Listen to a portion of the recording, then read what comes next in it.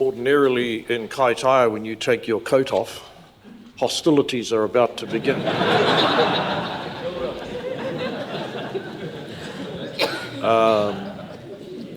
Thank you for the words of prayer, tama, nāhau tō tātou hui I hāpai ki te reo whakamoimiti.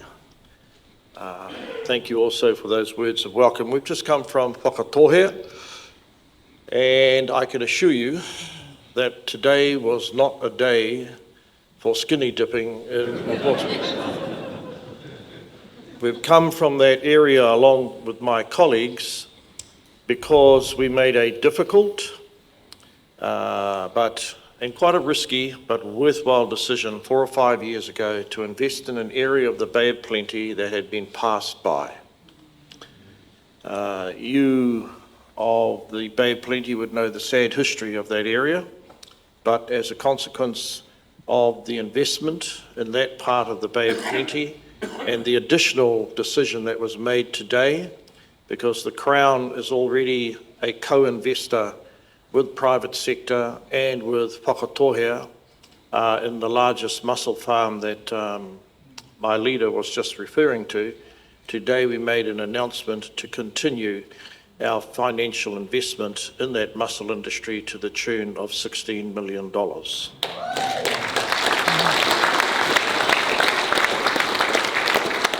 These decisions do not come without risks, but when we formed our government, we formed it on the basis of a philosophy that from time to time it will be necessary for the Crown to use its balance sheet to boost the fortunes of parts of New Zealand that have often not received either the infrastructure investment, the social investment, or indeed the economic investment.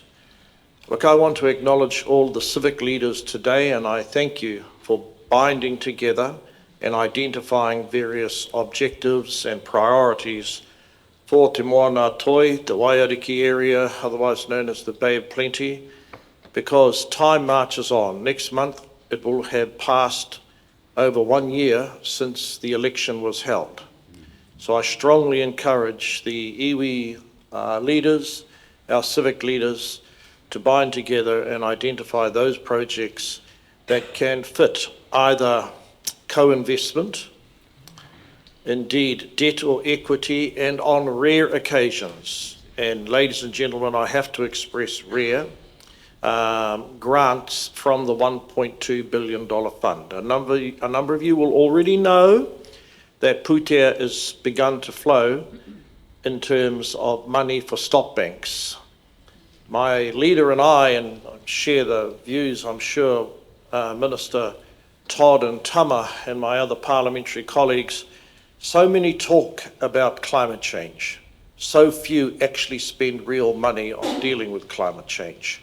The first 200 million putea from out of the fund that we've come to share with you today has gone on enabling regions to work with central government to protect valuable homes, farmland, industrial estates from the inevitability of volatile weather threatening our very existence. On the question of where to from here, the purpose, quite frankly, today was to enable Minister Todd and Tama and myself to answer questions that you will no doubt have as to how the sorohe fit into the fund. We'll do that. In fact, you can answer any question, you can ask any question you like. The two other elements that are particularly important to regional development is access to the upcoming fast-track legislation, and there are a host of projects that actually come from the Bay of Plenty who feel that that's the best shot they're going to have to escape the inevitable bureaucratic entanglement that sadly you and I as Kiwis are wading through every time you have big projects that will deliver jobs, create investment, and boost our economic fortunes. There's also the matter that very soon the government will be announcing what you might call the city regional partnership deals. And Minister Todd and Tama and I have been definitely advocating that parts of the Bay of Plenty enjoy priority in respect of the government working more effectively with regions. So to recap, this is a day about the $1.2 billion fund. It's a day for us to address you, but more importantly, to hear you and answer any questions you have. And then at a more detailed level, Carol Ngawati and others of our team who are known to the vast majority of you will follow up with distinct applications. I've already given one speech in Kawerau. I want to thank the people of Kawerau not only for their resilience, but they have promoted that perhaps a solution to our energy woes, and yes, you may have noticed there's been a war of words between my good self and the power industry. They think they've beaten me.